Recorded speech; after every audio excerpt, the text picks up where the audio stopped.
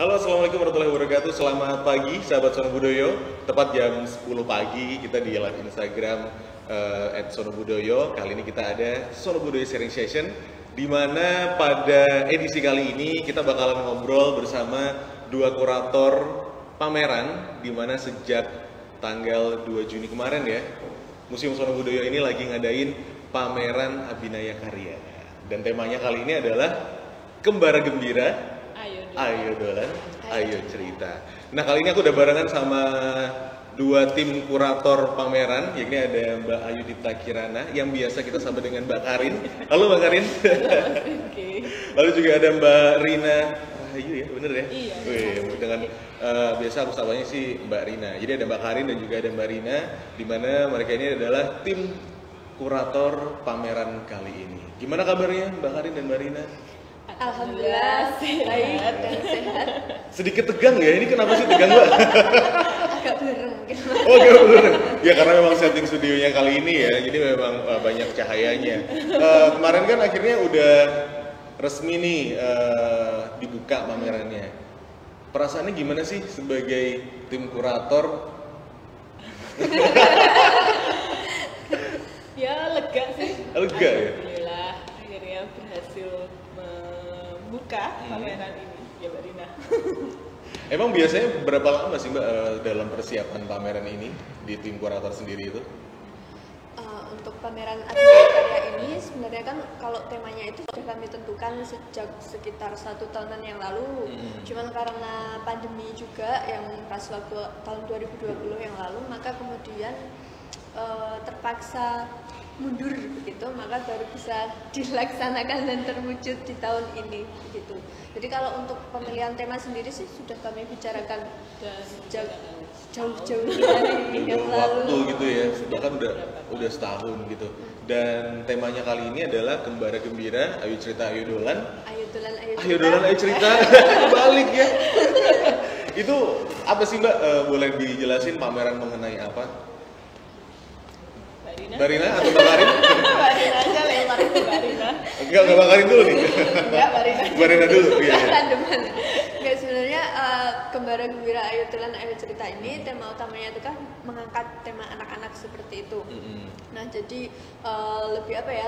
Lebih fokusnya itu ke dunia anak-anak yang isinya itu bermain, tetapi juga ada hal-hal yang lain seperti belajar dan sebagainya yang kalau belajar itu bisa kita bisa kita temukan dalam pengulangan seperti itu atau dalam syair-syair tembang dolanan dan sebagainya.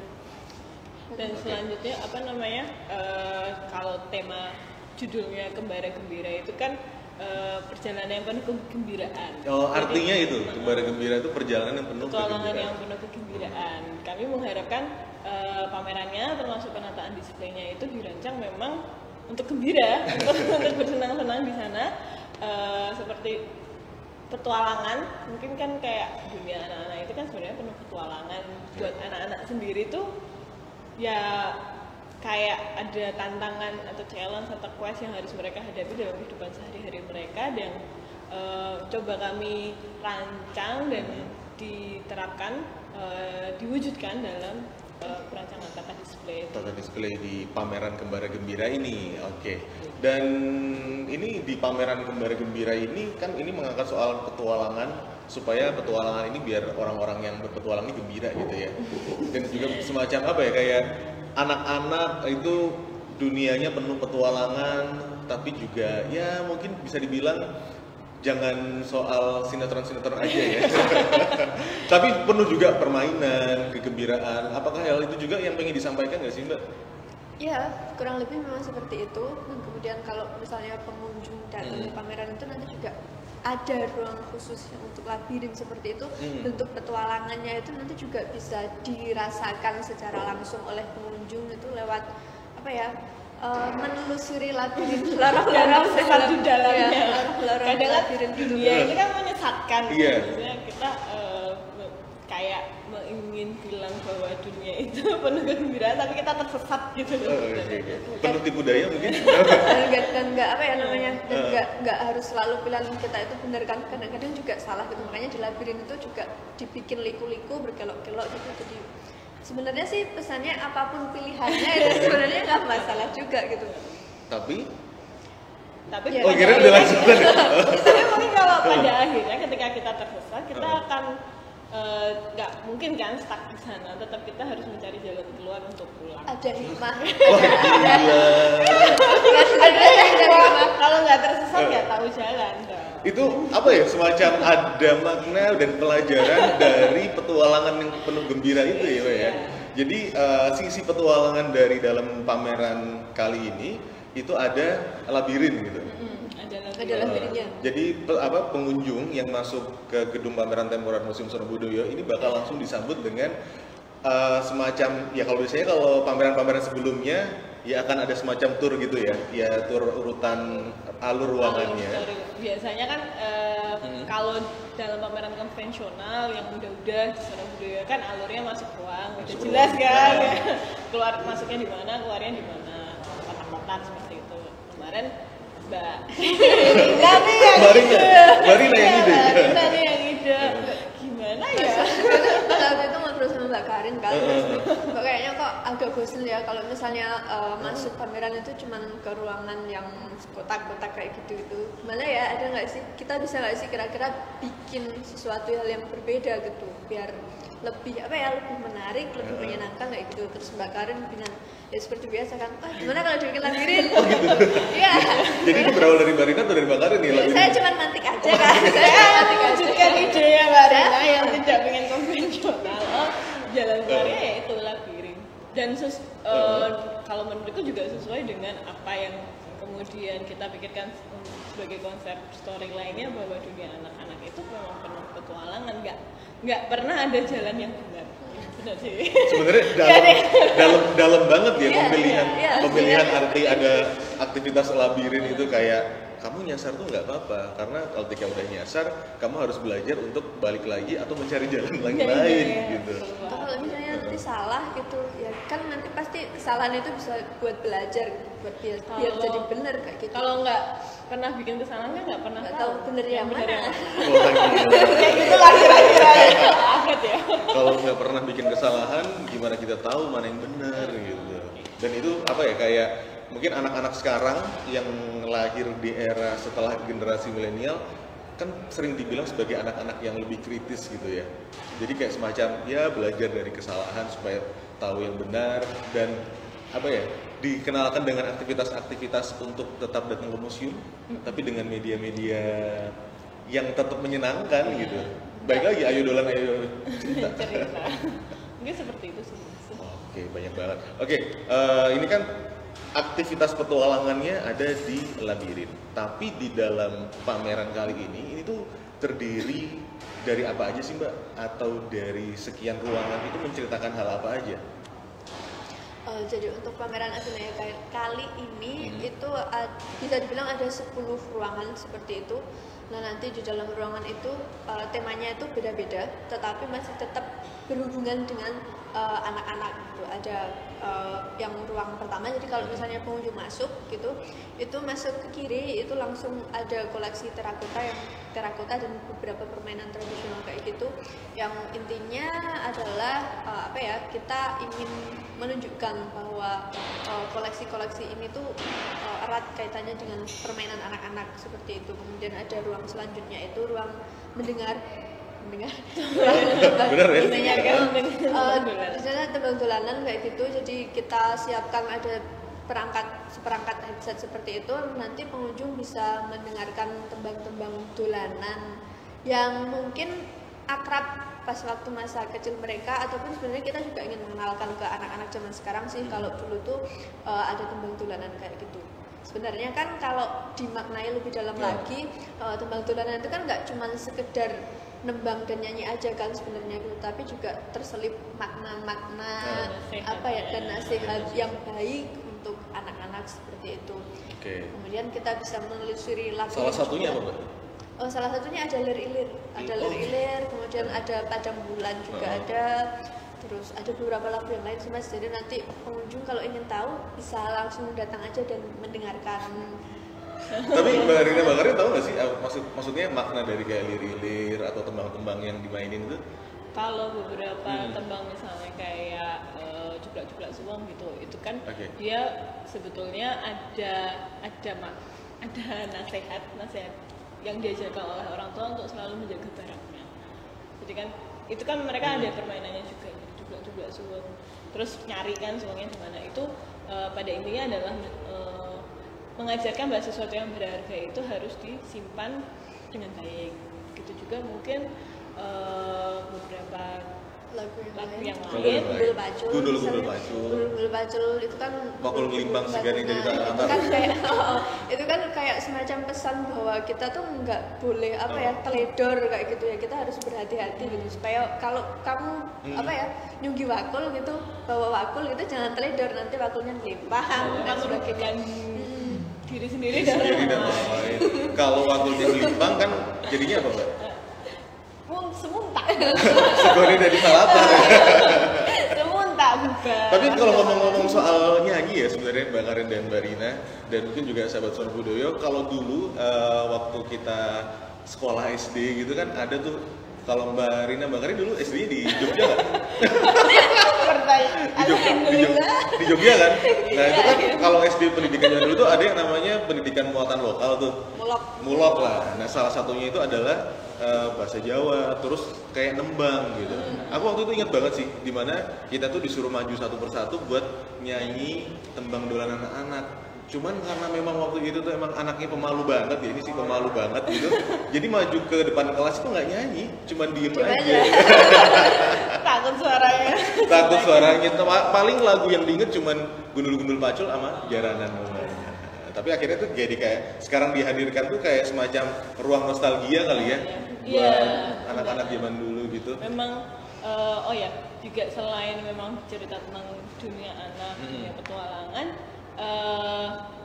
untuk pameran ini juga diharapkan jadi ruang nostalgia juga. Benar tadi Mas Rifki bilang bahwa nantinya pengunjung dewasa pun juga mengingat masa-masa ini, masa-masa mereka waktu kecil, waktu mereka masa-masa gembira. Sekarang nggak gembira nih. Gembira dan menderita. Gembiranya beda kali ya. Tapi dari proses pembuatan pameran ini kayak misalnya khususnya di ruang tembang tadi, kalau Mbak Karin sama Rina mengalami nostalgia apa? Dengan lagu-lagu itu loh. Kalau untuk saya sih lebih kayak ya itu sih kalingan pas waktu masa kecil aja gitu, pas waktu dulu sering sekali mendengarkan lagu-lagu itu, yang sekarang juga mungkin tambah dewasa tambah jarang sebenarnya, tambah jarang buat dengerin lagu-lagu kayak gitu sih sebenarnya. Tambah jarang, tapi sebenarnya kalau anak-anak di SD sekarang itu ada nggak sih sebenarnya pelajaran nyanyi kayak gitu tuh? Seharusnya sih masih ada. Seharusnya ada. Kalau nggak salah nih, Iya nih. Udah lama banget. Kita ngomongin tembang dolanan nih. Karena udah lama nggak sekolah juga ya. Kita nggak tahu juga. Udah lama nggak. Sekolahnya kehidupan sekarang. Kalau nggak salah sih ada kurikulum SBK atau apa gitu. Itu kurang tahu juga sebenarnya. Itu kesenian dan budaya kalau nggak salah. Jadi emang ada sih. Ada. Kami pikir ada kurikulum yang membahas itu. Tapi juga setauku ponakan-ponakanku itu masih sekolah SD, masih SMP itu juga ya mereka memang masih diberikan pelajaran bahasa Jawa waktu itu. Kalau aku sih ingetnya muatan lokal bahasa Jawa itu yang kemudian dia gurunya suruh nyanyi, terus diajarin lagu itu ya waktu pelajaran bahasa Jawa itu, terus nyanyi lagu lagi kayak pitik. Aku juga bisa. Aku kayak nggak ada gitu. Ada entok gitu. Oh iya entok. Aku udah pitik. Sebenarnya itu apa tembang-tembang yang menceritakan aktivitas anak-anak. Iya, sehari-hari. Sehari-hari aja tulanan. Dan mungkin kalau sekarang tuh apa ya, anak-anak itu ya era globalisasi kali ya. Jadi anak-anak udah suka main gadget, main games, mungkin gamesnya juga beda, tapi melalui pameran ini Museum Sono Budoyo membawa kembali kita aja untuk memperkenalkan bahwasannya ada loh tinggalan-tinggalan budaya yang juga bermanfaat dan penuh dengan makna khususnya buat anak-anak. Itu kayak yang di belakang kita ini Pak ya. Atau kalau misalnya masuk ke labirin sih, di dalam labirin itu kami juga mendisplay beberapa koleksi mengenai peralatan permainan tradisional kayak gitu yang mungkin sebenarnya untuk saya sendiri pun asing sebenarnya. Iya, saya nggak pernah Asik. nemuin juga. Asik gimana? Saking lamanya itu dan aslinya nggak itu pernah misalnya di dalam itu kita juga display alat permainan adu kemiri kayak gitu. Jadi beneran kemiri gitu, kemiri yang buat masak itu kemudian diadu seperti itu, mana yang pecah duluan itu yang kalah dan sebagainya. Dan sebenarnya permainan ini tuh untuk saya secara pribadi itu tuh asing gitu, beneran asing gitu. Bukan generasi yang main pecah kemiri itu ya. Ya, ada juga yang adu jangkrik itu Adu juga. jangkrik. Kita Bahkan nyediain jangkrik beneran. Gak ada. itu aktivitas yang mungkin bahkan untuk beberapa generasi di atas kita, Pak Sahwi, mungkin kepala museum itu pun juga tidak menemui ya adu jangkrik itu, karena memang itu permainan tradisional yang sangat populer di awal abad ke-19 20 sekitar itu. Nggak salah pas waktu pemerintahan Habib ke-7 kalau nggak salah. Itu memang populer. Memang populer di situ, masuk keraton dan sebagainya. Kemudian peralatannya itu ada nggak cuma satu tapi ada beberapa. Ada 3 set. Ada setnya kayak gitu. Ada wadahnya untuk jangkriknya itu, kemudian ada tempat untuk mengangin-anginkan jangkriknya itu. Biar hidup lagi. Kemudian ada tempat apa sih namanya untuk mengadunya kayak gitu. Untuk aduannya. Soalnya kalau adu jangkrik itu sendiri sebenarnya kayak jangkriknya itu di mantra-mantra kayak gitu sih. Dikasih jamu. Oh, saya kira dibacain ajimat-ajimat tertentu. Iya, gitu. iya, Itu ada juga. Sebenarnya ramuannya pun juga dikasih ajimat sebelum kita bikin ramuannya, di ajimat dulu, terus Dijantur. Istilahnya itu dijantur kayak gitu. Jadi kayak diberi mantra-mantra, kemudian diberi minuman gitu, jamu-jamuan kayak gitu. Dan lebih agresif. Udah, Jadi ini ya udah kayak petinju nasional gitu ya. Cuman jangkrik sih. Tapi waktu jangkrik itu. gitu. tapi kalau dulu memang kalau kayak adu jangkrik ya permainan-permainan tradisional itu memang arahnya ada sedikit kayak untuk pertaruhan, untuk taruhan. Jadi memang mungkin kalau sekarang kan mungkin dilarang ya, langsung ada adu ayam aja digerebek polisi ya. Kalau dulu itu memang hal yang sangat lazim. Pada waktu itu soalnya. Ya, pada saat itu permainan tersebut memang lazim, memang jadi ajang pertaruhan juga, dan ya yang menang kan juga dia ada mendapatkan kebanggaannya kebanggaannya gitu. untuk sebagai pemenangnya itu. Jadi anak-anak ambis zaman dulu tuh kalau jangkriknya menang gitu ya. Ambis bapak gitu. Ambisnya menang, jangkriknya menang gitu. Tapi memang apa ya, fenomena itu terjadi ya, memang itu menjadi bagian dari budaya kita, dan memang kita bisa ngambil yang bagusnya gitu. Bagaimana anak-anak zaman dulu untuk menyiapkan supaya apa ya, jagoannya ini menang, mereka melakukan berbagai macam persiapan yang serius gitu. Iya, memang seperti itu. Jadi barang-barang, ternyata permainan-permainan yang lama yang tidak dimainkan itu memang sebetulnya bisa juga jadi refleksi kondisi sosial budaya pada saat itu. Dan kalau kita lihat dengan kacamata kita hari ini ya mungkin berbeda, tapi pada saat itu sangat relevan, dan kita bisa melihat memang pada masanya kondisi sosial dan budaya mereka pada masa itu memang tatanannya memang seperti itu. Gitu. Jadi iya, itu lumrah banget ya waktu itu gitu ya. Dan itu cukup menarik sih untuk jadi satu bahasan secara kesejarahan. Dan itu juga ditampilkan di salah satu sudut pameran Kembara Gembira ini. Oke, tadi kan ada terakota, terus tadi ada ruang tembang tulanan, terus berikutnya ada ruang apa lagi nih? ada labirin itu tadi. Oke, labirin itu yang tadi. isinya selain permainan tradisional seperti itu, di dalamnya kami juga membuat interaktif. Ada permainan modern Jadi juga. kalau koleksi itu kan nggak boleh dipegang, nggak boleh disentuh kayak gitu. Nah di sini kami juga menghadirkan permainan-permainan yang sebenarnya permainan yang sudah cukup modern, tapi memang Permainan masa kini sih yang boleh Bisa dipegang, ada- boleh dimainkan. Ada Oke. ular tangga. Ular tangga. Ada ular tangga. Iya, ada ular tangga ya. Ada ular Kemudian tangga, ada puzzle, puzzle, juga ada lempar dart itu apa sih istilahnya dart kalau Oke. bahasa Indonesia itu yang dilempar kayak lempar gitu. itu, terus Ada Sundamanda juga atau engklek. Sundamanda atau engklek. Cuman kerennya udah pecah. Jadi kalau main sudah pada kan ada gacoknya juga.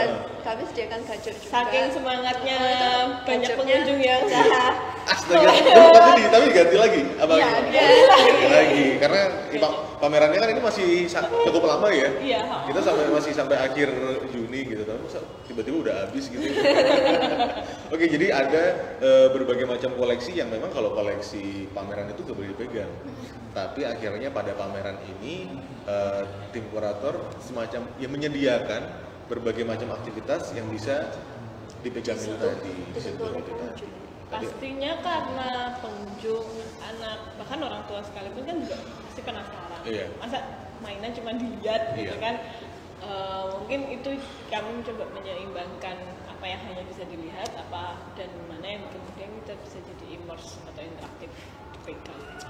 Oke, menarik banget karena ini cocok sekali ya buat keluarga, buat anak-anak. Oke, aku bakal ngingetin juga ini buat sahabat Sono Budoyo yang lagi nonton, boleh banget ini ngasih pertanyaan untuk tim kurator kita pagi hari ini sama Mbak Karin atau Mbak Rina. Terus ini sepertinya, udah ada yang nanya ya, ini yang pertama, jadi kita menangkap teman-teman yang langsung nanya nih, Mbak Karin, Mbak Rina, langsung jawab nggak apa ya? Sebelum kita nanti lanjut bahas ruang-ruang yang ada di pameran kali ini nih. Jadi ini ada pertanyaan pertama dari @Kurniawan Widiantoro. Oke, ini pertanyaannya adalah kira-kira bisa tidak dolanan anak ini direalisasikan sebagai video reality atau di aplikasi Play Store? Oke. Terima kasih Mas Kurniawan. Ini langsung aja kita jawab. Mbak Karin atau Mbak Rina? Satu-satu dulu lah. Dari Mbak Rina nanti versi Mbak Karin. Terima kasih pertanyaannya Mas Kurniawan. Jadi sebenarnya sih kalau kita lihat di Play Store sekarang pun itu juga udah banyak juga sih sebenarnya permainan-permainan tradisional gitu yang ada di Play Store seperti kayak Sunda Manda kayak gitu. Kalau dakon itu juga sebenarnya ada juga sih, tapi mungkin kalau memang apa ya yang seperti permainan tradisional adu jangkrik atau adu kemiri karena itu udah lama sekali, jadi ya mungkin saja di masa depan kalau ada pengembang yang ini mungkin bisa terwujud sih sebenarnya. Malah sebetulnya kami kalau bisa aja, tergantung apakah ada game developer yang tertarik. Kalau memang tertarik, datang aja ke Sono Budoyo, kita punya banyak informasinya, punya banyak data-datanya, kita bisa kolaborasi. Jadi tergantung sama game developernya. Itu ya bisa-bisa aja, Sono Budoyo masih siap. Tinggal Mas Kurniawan mungkin tadi ya. Siap. Tinggal mencarikan siapa pengembang games yang pengen kita bikin untuk di Play Store. Oke, siap. Terima kasih. Ini pertanyaan-pertanyaan juga untuk tim W. Aman mas. Oke, tadi itu kan kita masih ngobrolin soal ruangannya dulu ya. Tadi ada ruangan pertama soal terakota, terus kembang, ada labirin. Dimana labirin itu ternyata cukup menyesatkan dan penuh dengan makna. Terus ada apa lagi mbak ruangannya ini? Di labirin itu nanti jadi kayak kepecah gitu. Sebenarnya ini alurnya tuh bebas sih, mau ke kanan atau mau ke kiri dulu. Kalau misalnya mau pilihannya, pilihan yang tadi itu yang kita bahas tadi itu antara memilih kanan atau yang kiri. Silahkan. Kalau ke kanan dulu, kalau ke kanan dulu nih, milih yang ke kanan itu kita ada ruang kelahiran anak di Jawa. Yang gimana maksud saya bercerita tentang bagaimana anak di Jawa itu ketika dia muncul atau ketika dia lahir di dunia ini itu mendapatkan satu treatment yang cukup istimewa kan sejak ada di dalam kandungan. Jadi kalau orang Jawa sendiri itu kan memaknai apa ya kelahiran itu sebagai suatu fase yang penting kan, makanya kemudian ada berbagai macam ritual atau upacara-upacara tradisi begitu yang berkaitan dengan penyambutan kelahiran anak seperti itu. Makanya kemudian di dalam ruangan ini kami menampilkan beberapa koleksi yang berkaitan dengan upacara mitoni gitu. Mungkin Mas Rifki dan teman-teman yang ada di rumah pernah mendengar upacara mitoni seperti itu.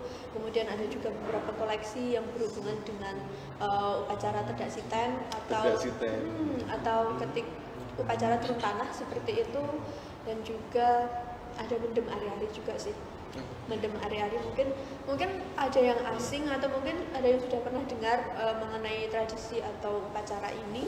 Jadi kalau di Jawa itu kan ada kayak semacam kepercayaan kakak kawah adik ari-ari itu, yang mana ari-ari pun juga dianggap sebagai saudaranya si bayi, sehingga harus diperlakukan dengan baik juga. Sama seperti sang bayi itu sendiri. Jadi mereka pun melarungnya atau menguburkan sang ari-ari pun cukup istimewa. Kemudian ada wadahnya, ada temannya juga, ada temannya biar nggak kesepian seperti itu. Oke, tapi itu nanti kan biasanya nih kalau misalnya di masyarakat itu kan ari-ari yang dipendem tuh bakal kayak dikasih keranjang plastik gitu kan? Apakah itu juga ditampilkan? Nah, kalau di sini, kalau di sini gimana nih? Yang plastik itu era modern. Oh, itu era modern ya? Kalau kalau zaman dulu gimana sih, Mbak? kalau dulu itu biasanya menggunakan kendil seperti itu. Jadi kendil itu kayak semacam wadah yang terbuat dari tanah liat. Kendil buat minum itu biasanya? Itu kendiman. Ini yang kendil. Kendil itu biasa dipakai untuk mendem ari-ari atau untuk merebus jamu sih. Kalau ibu saya di rumah tuh dipakainya kendil. Kendil. Mas nanti ya bisa lihat bisa lihat bedanya kendil sama kendil.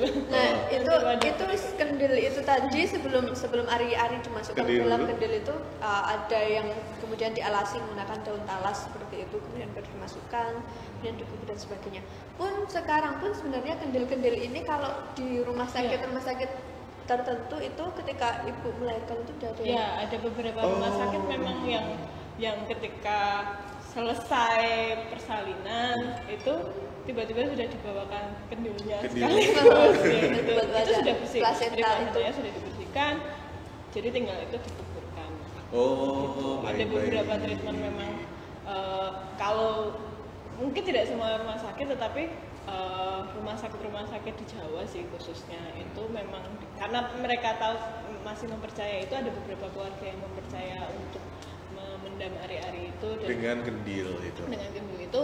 Kemudian treatmentnya seperti itu. Jadi budaya kendil itu sendiri memang yang dilakukan oleh masyarakat Jawa pada zaman dulu juga ya. Iya. Itu mungkin masyarakat Suriname juga kali ya. Nanti kalau saya kesana, mungkin ya Marina. Kalau saya kesana mungkin masih, tapi kalau orang Barat enggak. Orang Barat enggak. Orang Eropa enggak.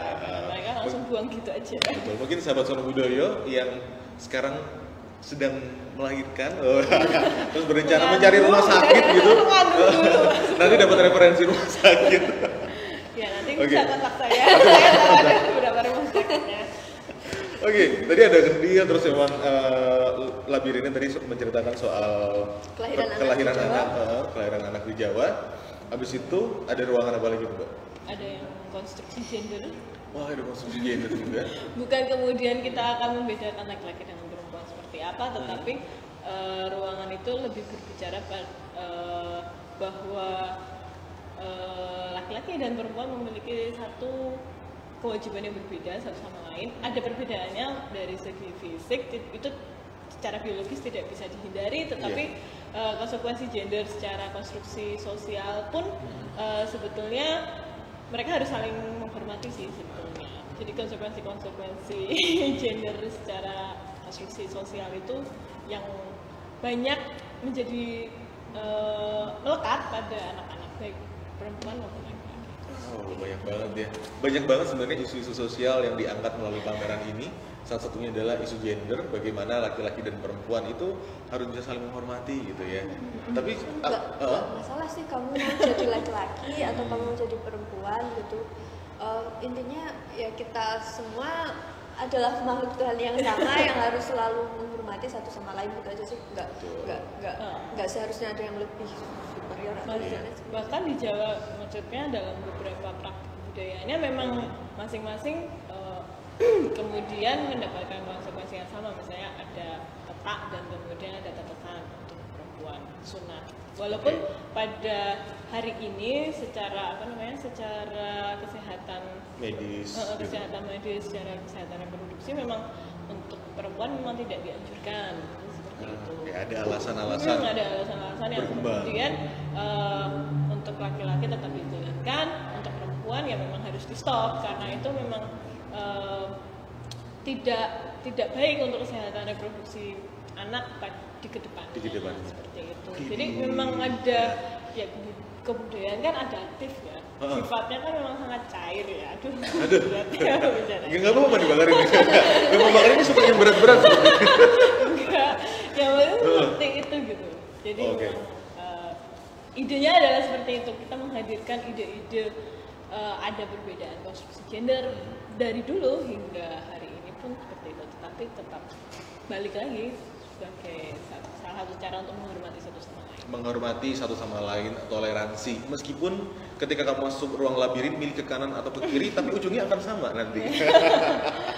Betul, seperti itu. Oke, kita akan ke pertanyaan lagi, Mbak Karin dan Mbak Rina. Ini ada yang udah nanya juga dari Siti Rohani Siro. Oke, bener ya teman-teman ya. Ini dia nanya, permainan tradisional favorit apa dari masing-masing kurator dan host yang dulu, sekarang dan masih dimainkan? Ini mencoba mengulik kita sebenarnya. Terima kasih tadi siapa Kak siapa? Siti Rohani. Kak Siti Rohani, siap. Kak Siro. Apa nih? Dari Mbak Karin dulu deh atau Mbak Rina? Permainan tradisional apa yang dulu menjadi favoritnya dan mungkin terakhir kali masih dimainin apa gitu sampai sekarang jadi masih favorit. Apa ya? Mungkin aku paling suka dakon di rumah. Dakon. Iya, kadang kalau di museum ada dakon juga aku masih main. Gitu. Tapi bukan dakon yang jadi koleksi ya? Bukan. Ada, kita punya peraganya. Mungkin dakon sih. Dakon. Nggak tahu kenapa. Kenapa Mbak? Nggak tahu. Di rumah ada. Adanya itu di rumah. Terus soalnya sukanya waktu kecil main sama tetangga-tetangga, jadi itu yang mengumpulkan bersama. Ramean soalnya kalau main dakon. Ramean. Terus kalah terus. Nangis nggak? Kalahan. Nangis nggak? Enggak lah. Biasanya kan kalau kalahan nangis, mungkin habis itu anak-anak gitu. Nangis terus untung gitu. Besok beli dakon sendiri, mainnya sendiri. Semacam ada grup WhatsApp di dalam grup WhatsApp. Zaman sekarang ya. Oke, Mbak Karin dakon. Oke, kalau Mbak Rina? Kalau saya mungkin lebih suka Sunda Manda, engklek seperti itu karena gampangnya itu bisa dilakukan di mana saja selama tempat itu lebar, datar kayak gitu, terus kita membuat pakai kapur atau pakai apa kayak gitu. Kalau dulu tuh seingat saya itu mainnya tuh dua jenis engklek, itu gulungan dan juga kitiran. Nah, kalau yang ada di museum yang sekarang ada di pameran ini kita yang kitiran. Kalau yang gulungan itu ada di dekat parkiran juga. Nah, Iya. Jadi ada ada space di Sono Budoyo juga masih bisa digunakan. Di halaman Sono Budoyo banyak sekali permainan yang bisa dimainkan oleh pengunjung, misalnya Sunda Banda di luar, terus ada catur. Ada papan catur juga. Luar biasa. Aku juga. Oke, kalau aku sendiri sih sebenarnya dulu mungkin beda ya Mbak ya. Tapi maksudnya kalau aku belum permainan tradisional itu ular tangga masuk. Tapi itu kayaknya udah anak-anak modern gitu. Dan biasanya punya anak-anak tertentu gitu ya. Terus abis itu apa lagi ya? Gobak sodor, petak umpet, terus abis itu kasti. Kasti.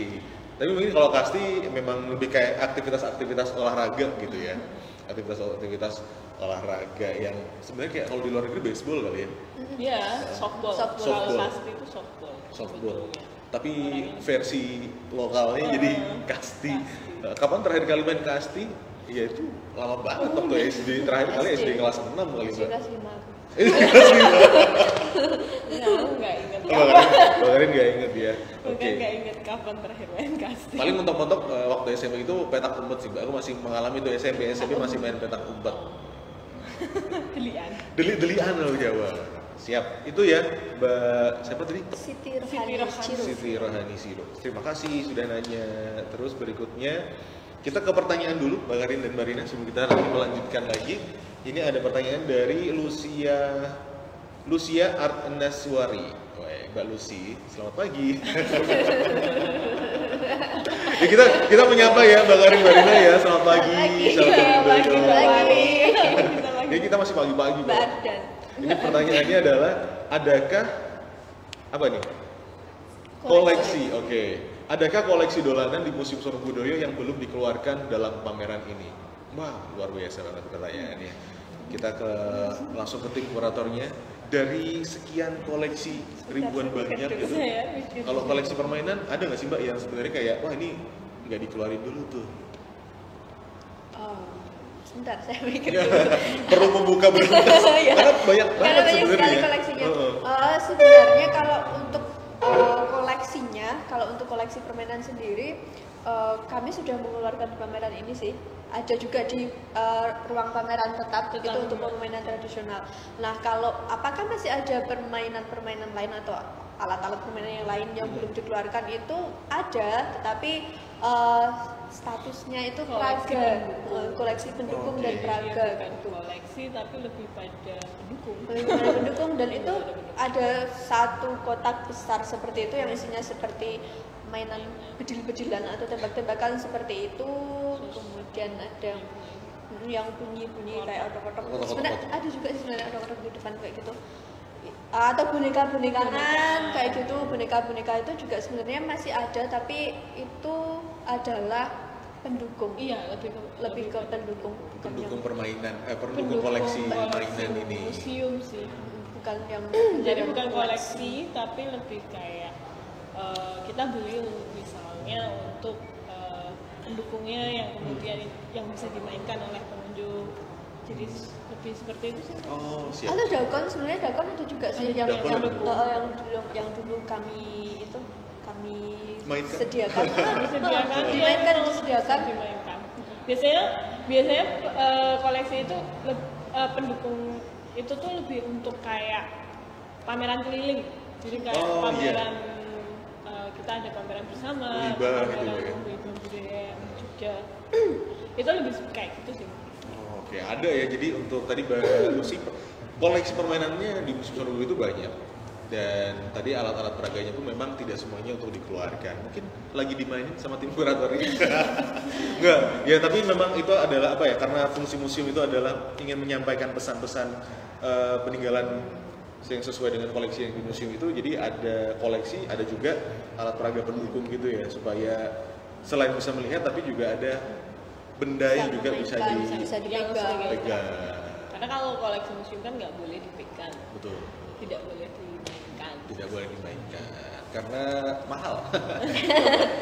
Karena berharga. Karena berharga gitu ya. Dan ini buat sahabat Sono Budoyo penasaran langsung main ya ke Gunung Pameran Temporer Museum Sono Budoyo. Bener banget.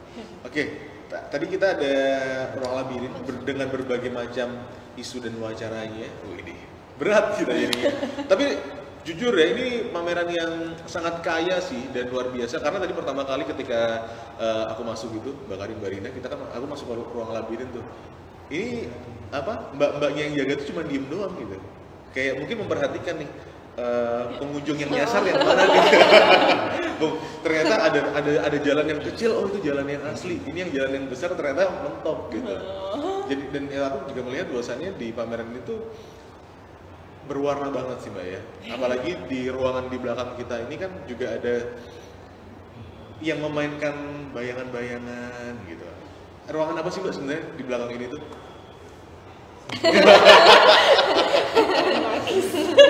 Oh, ini ada cerita lain ya gitu. Ada cerita lain.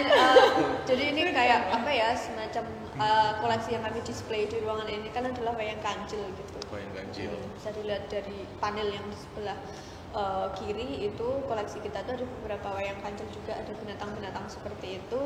Nah, apa ya, yang putih-putih ini, binatang-binatang yang putih ini yang pendukung sih Mas Rifki, jadi kayak semacam apa ya? Ya pendukung jadi supaya makin meriah gitu. Jadi mungkin ingin membawa pengunjung dalam suasana satu hutan, tapi hutan yang tidak konvensional. Kami menyebut ini hutan magis karena apa namanya? Karena apa ya? Enggak, imajinasi anak-anak kan mungkin tidak melulu harus berwarna. Betul. Jadi kita membuat satu ruang yang memang mengantarkan kita pada satu imajinasi yang berbeda masing-masing kayak dari ada setiap orang kayak yang dibagi dua dunia gitu loh Mas Ripi. Ini kan binatangnya punya putih doang. Oh, ini putih doang nih. Putih doang nih. Terus dia masuk ke Kemudian dalam masuk dimensi dalam satu dimensi yang dimensi lain yang kemudian berwarna. berwujud Berwarna. jadi wayang kancil seperti itu sih. Itu gimana sih awal ceritanya? Wah, aku tadi nanya ini kayak berasa kayak wah, ini ada cerita nih gimana gini nih gitu. Ya, bukan lagi saja. Bukan lagi aja gitu. Iya. Dari dimensi yang berbeda aja sih. Jadi ada binatang kayak di dunia lain kemudian masuk ke dalam dimensi yang lain. Yang kemudian Yang terwujud jadi wayang kancil yang warna-warni. Gitu. mungkin lebih ke apa namanya ruang ini tuh lebih kayak ruang yang bebas orang-orang untuk menginterpretasikan apapun dalam ruangan ini. Kita hanya bicara bahwa hewan-hewan para binatang itu adalah satu makhluk yang sangat dekat dengan anak-anak. Jadi dari kisah mereka, dari kisah-kisah binatang, kisah-kisah fabel, cerita kancil, yang dunia yang menyenangkan, dunia binatang itu adalah bagian dari imajinasi anak-anak. Kenapa kami nyebut itu? Kalau saya pribadi nyebutnya hutan magis. Hutan magis. Jadi pastiin aja sahabat-sahabat gue kalau nanti main ke sini ada satu spot yang namanya hutan magis. Hutan magis tapi tidak menakutkan. Tapi tidak menakutkan. Menarik. Tapi menarik ya. Nanti pastiin aja ya datang, dan ternyata ada cerita yang lucu tuh. Jadi antara kehidupan yang magis dan kehidupan yang nyata, ada yang berwarna dengan yang udah, kalau magis mungkin istilahnya udahlah putih aja gitu. Polos gitu, Silahkan imajinasi di dalam kemagisan itu. Dengan kemagisan itu. Dan terus juga di ruangan terakhir ini kayak ada ini juga ya Mbak ya, di tempat kita shoot sekarang juga. Ini juga ada semacam meja kursi yang disediakan sama museum, dan juga ada beberapa mainan alat peraga yang bisa langsung dipraktekin gitu ya. Iya.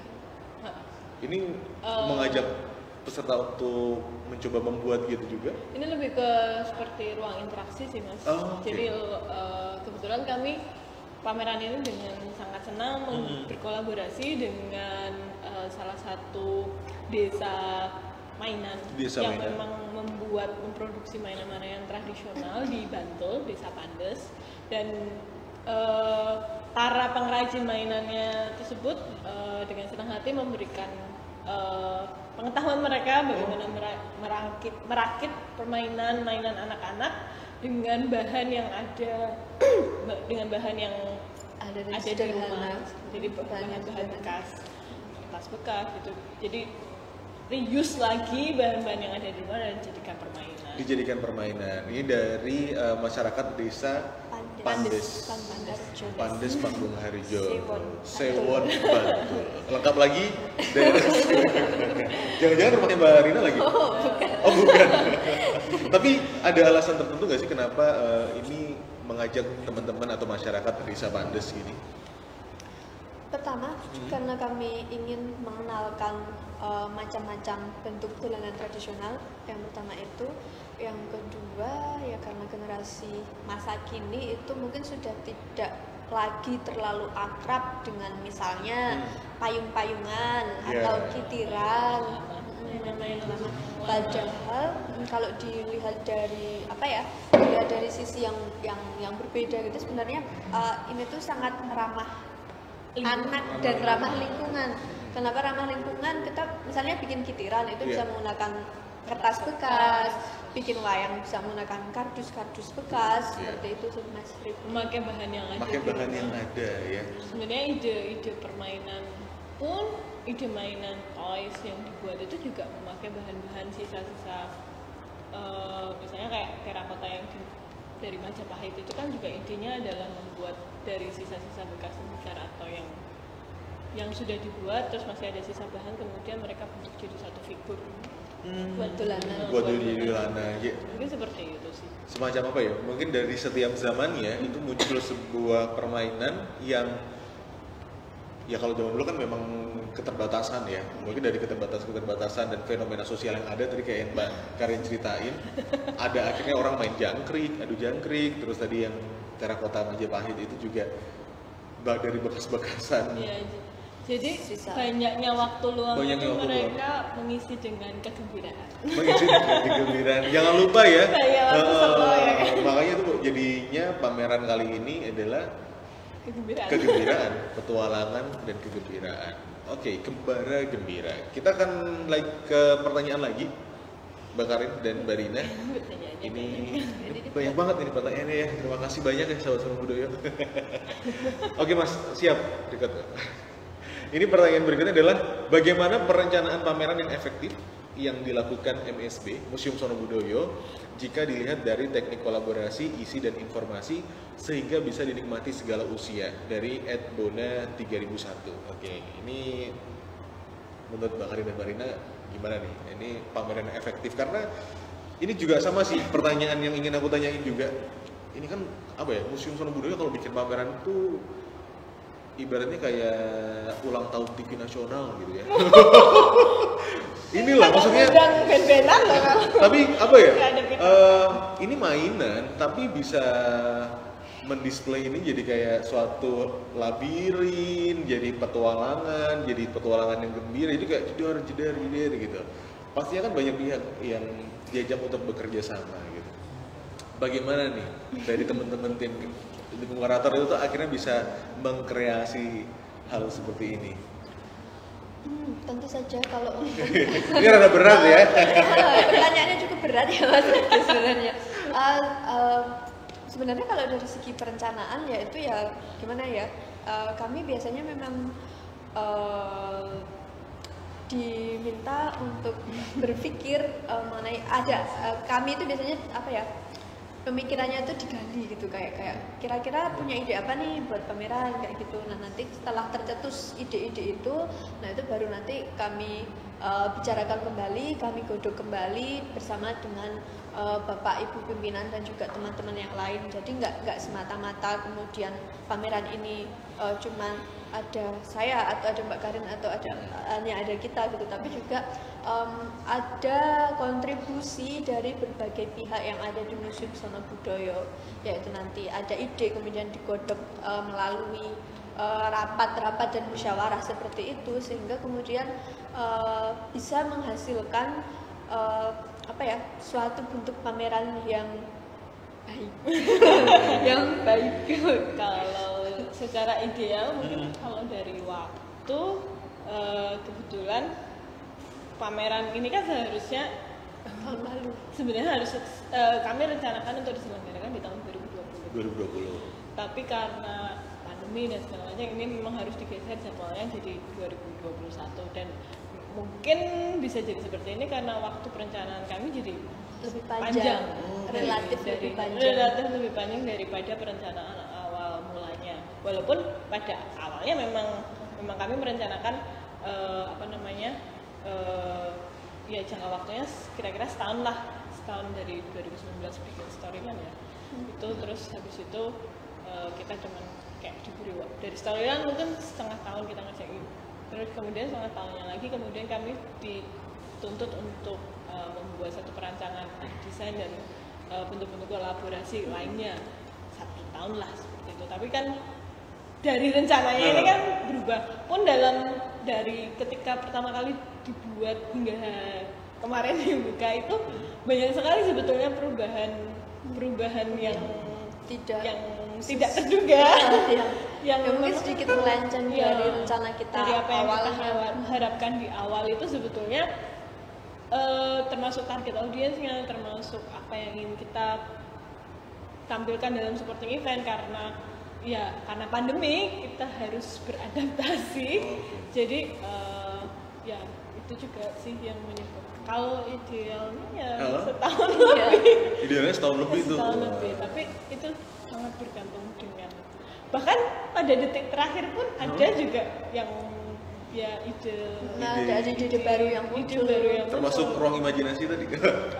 Ruang magis. Hutan magis juga. Okay. Dan labirin itu juga termasuk baru ya. Relatif 3 bulan. 3 bulan terakhir dari sebelumnya harusnya direncanakan tahun lalu, tapi akhirnya baru bisa diselenggarakan tahun sekarang. Karena ada rencana-rencana yang misalnya kemudian kolaborasi kami gagal, misalnya seperti itu. Seperti itu. Tepuk tangan dulu dong ya. Luar biasa banget ini pamerannya karena kaya dan lucu loh. Oke, untuk pihak-pihak yang bekerja sama nih, Mbak Karin dan Mbak Rina, sebenarnya ada siapa aja sih Mbak sebenarnya yang mungkin boleh diceritain ke sahabat Sono Budoyo dalam terselenggaranya pameran ini tuh? Siapa aja? Sampai akhirnya bisa dapat ide-ide spesial nih yang akhirnya bisa buat ditampilkan gitu. Hasil dari diskusi dengan siapa aja sih? Gitu. Dengan siapa aja? Ini kayaknya dapur banget ya. Tadi Dapur sudah banget. disebutkan sama Mbak Rina. Sudah saya sebutkan bahwa sebenarnya memang Diskusinya adalah semua. ide-ide dari pameran temporer Museum Sono Budoyo itu sudah mulai kami gali dari dalam sendiri, yaitu tadi kemudian ketika muncul ide kemudian dibicarakan, kemudian digodok, dirapatkan, kemudian tambah kurang, ada masukan juga dari Bapak Ibu pimpinan dan juga teman-teman juga kayak gitu. Saya ngide labirin, berarti labirinnya harus diisi, isinya apa, nanti kan rembukan lagi. Kayaknya ini bagus, ini enggak, gitu, seperti itu. Ada misalnya hutannya tuh pengennya seperti ini, kayak gitu. Kemudian ya udah kalau gini gitu. Kemudian Seperti itu, dicarikan. banyak kerjasama dengan dari tim preparasi. Preparasi. Yang memang lebih mereka kan yang langsung di lapangan yang berterima kasih. Yang potong-potong juga ya. Termasuk membuat desain, membuat labirin dan sebagainya juga. Ya, jadi desainer pamerannya, semuanya. Jadi bukan hanya kami, tapi semuanya. Ada tim preparasi, ada tim desainer, layouter dan sebagainya itu. Kemudian ada teman-teman penataan juga yang membantu penataan. Kemudian ide untuk menggandeng komunitas juga ada beberapa teman yang mengusulkan seperti itu. Jadi sebenarnya Bukan kerja sendiri, tapi memang tim besar gitu ya. Iya. Tim besar yang akhirnya bisa memamerkan sebuah mahakarya ya. Itu kayak di TV gitu. Ya TV nasional gitu. Mungkin TV internasional gitu ya. Ini kan kalau Sono Budoyo juga punya Sono Budoyo channel gitu ya. Iya, betul banget. Oke, dan kita kembali ke pertanyaan lagi, Mbak Karin, Mbak Rina, ini kita masih punya waktu cukup lah ya. Bagaimana MSD memamerkan permainan non fisik seperti jamuran, petak umpet dan lain-lain. Oke, ini ada pertanyaan dari @nanang_fans nih. Bagaimana nih Mbak, kalau Museum Sono Budoyo itu memamerkan permainan-permainan yang tak benda mungkin ya bisa dibilang, kayak petak umpet gitu atau mungkin jaranan. Oke. Gini, kalau untuk pameran yang Abhinaya Karya 2021 ini itu memang untuk semacam permainan jamburan atau petak umpet itu memang bisa dibilang belum 100% terwajahi. Karena kalau untuk tembang tulanan dan sebagainya itu tadi ya kami cuma menyediakan ruang gitu, tembang tulanannya yang didengar seperti itu. Tapi kemudian kalau untuk petak umpet, jamuran ataupun gobak sodor itu sebenarnya di Museum Sono Budoyo itu sempat mengadakan semacam acara lomba gelar wisata seperti itu beberapa waktu yang lalu. Lomba gelar wisata itu biasanya juga diikuti oleh siswa-siswi yang ada di Yogyakarta dan sekitarnya. Nah, di antara lomba-lomba itu ada juga lomba yang mengenai gobak sodor seperti itu, permainan tradisional seperti itu. Mencoba merawat permainan lama. Cuman ya itu mungkin memang belum bisa terwadahi semua gitu, misalnya jamurannya belum atau yang umpetan belum gitu, cuman setidaknya tapi kalau dari yang di ruang pamer itu kan hanya ada foto-fotonya juga. Ada kita foto. merekam seperti itu. Sebetulnya cara memamerkan itu kemudian tidak harus kemudian saklek ada di satu ruangan. Satu ruang kemudian dipamerkan vlog gitu. Ada beberapa cara sih sebenarnya. Ada cara karena idenya adalah melestarikan budaya. Warisan budaya yang ya memang biasanya sulit kalau tak benda itu kemudian bagaimana caranya, karena dia tidak ada bendanya. Iya, tak benda. Tapi ada beberapa cara alternatif yang kemudian tidak harus memamerkan, tapi kita bisa melestarikan dengan program gelar wisata. Kemudian kita merekam dengan dokumentasi, kemudian program-program lain atau kompetisi-kompetisi lain seperti itu. gitu. Kemudian misalnya kita membuat program sendiri di luar pameran misalnya. Mungkin kalau sekarang kalau misalnya di TV ataupun mungkin di media itu ada jadwal sepak bola, ini kita bikin jadwal permainan petak umpet. Mungkin begitu. Ya, mungkin begitu. Jadi itu tadi ya, cara memamerkannya banyak hal gitu, dan tidak hanya terbatas pada gelaran pameran saat ini.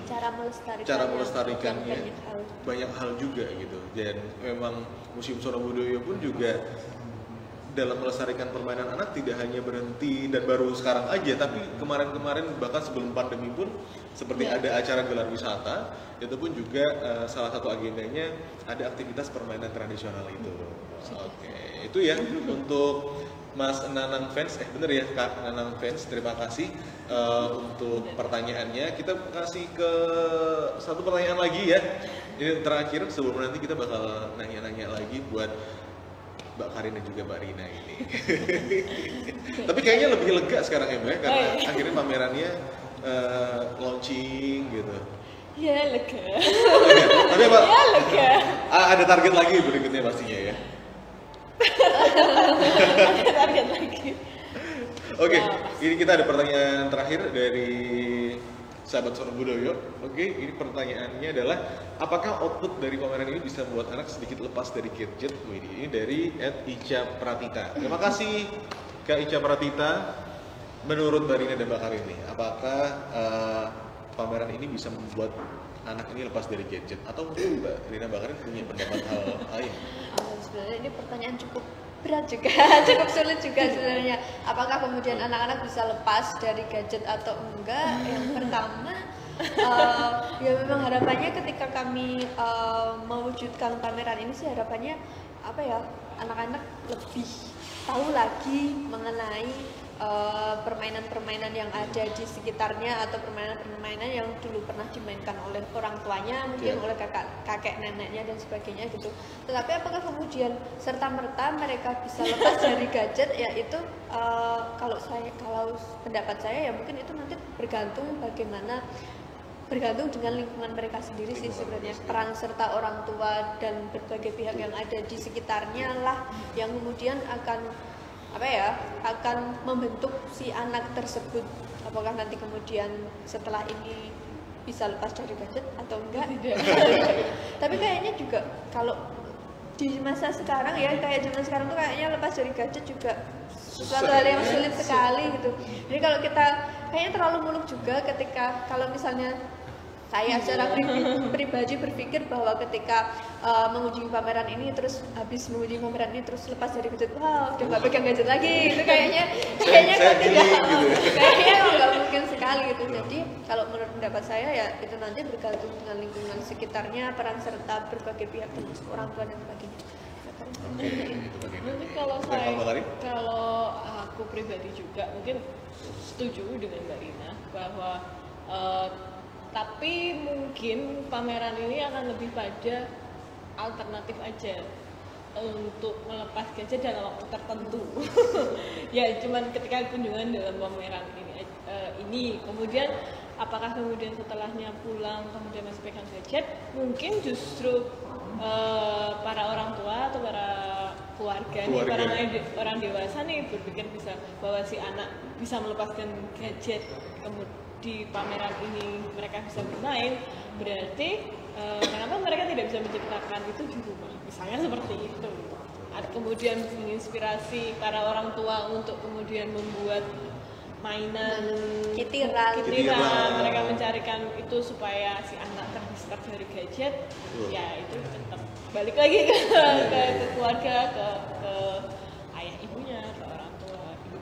Oke, pastinya peran serta orang tua dan keluarga itu penting banget, dan ibaratnya meskipun museum ataupun mungkin sekolah, kampus itu ngasih pendidikan dan berbagai macam hal untuk lepas dari gadget misalnya, tetap yang punya tanggung jawab besar memang di keluarganya ya, keluarga, kakak, saudara atau orang-orang dewasa, karena ya ibaratnya kan Museum Sono Budoyo berperannya terbatas nih, tapi kalau keluarga kan 24 jam dari kecil sampai dewasa pun mereka ada di rumahnya. Jadi balik lagi kayak mungkin orang tua di sini bisa mengambil semacam inspirasi untuk membuat aktivitas baru di rumah sehingga anak-anak ini tidak bergantung pada gadget, tapi karena muncullah ini ada interaksi orang tua dengan anak dengan misalnya membuat mainan bareng atau nostalgia, orang tuanya nostalgia main dakon tapi anaknya diajarin main dakon juga gitu.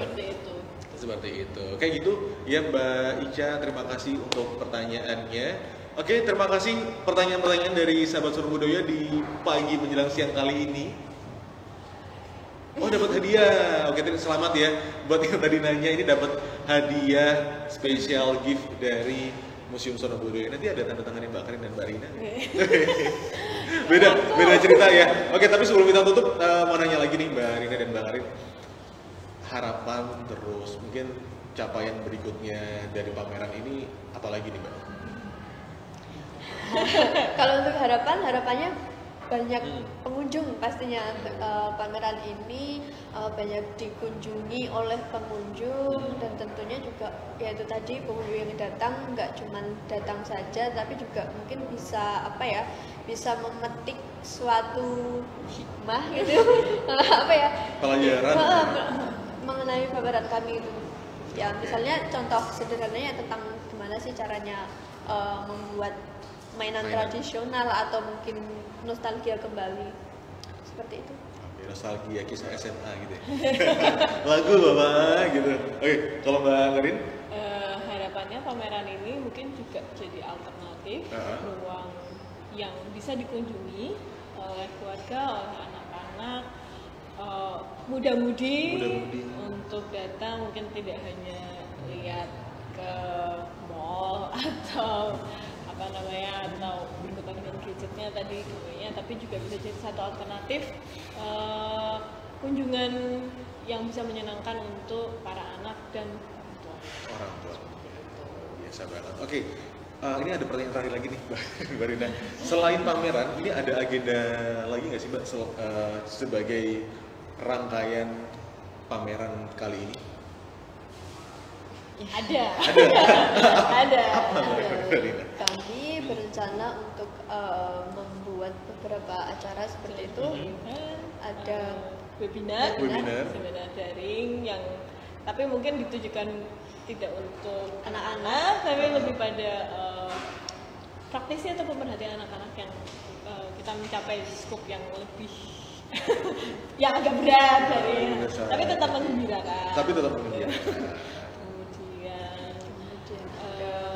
Beberapa kejutan nanti mungkin bisa ditunggu di sosmednya Sono Budoyo. Oke, siap. Dan kami tampilkan di situ.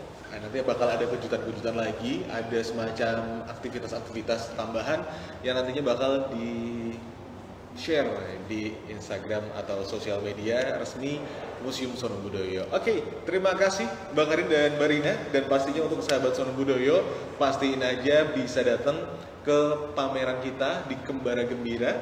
Ayo Dolan, ayo cerita, mulai dari tanggal 2 Juni 2021 sampai tanggal 30 Juni 2021. 1 bulan full ya di bulan Juni. Pas banget nih untuk sahabat Sono Budoyo yang mungkin lagi main ke Jogja atau udah libur sekolahnya, udah selesai ujiannya, main ke Museum Sono Budoyo karena kita buka dari jam 9 pagi sampai jam 9 malam.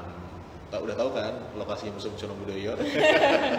Gampang kok ya, parkirnya di Museum Sono Budoyo, nanti jalan aja langsung ke arah 0 km. Gedung pameran temporernya ada persis di area 0 km Yogyakarta. Oke, terima kasih juga untuk pihak-pihak yang sudah bekerja sama untuk mensukseskan acara pameran kita ya, dan juga untuk agenda pada pagi hari ini. Sekali lagi terima kasih Mbak Karin dan Mbak Rina dan sahabat Sono Budoyo. Sampai jumpa di acara berikutnya.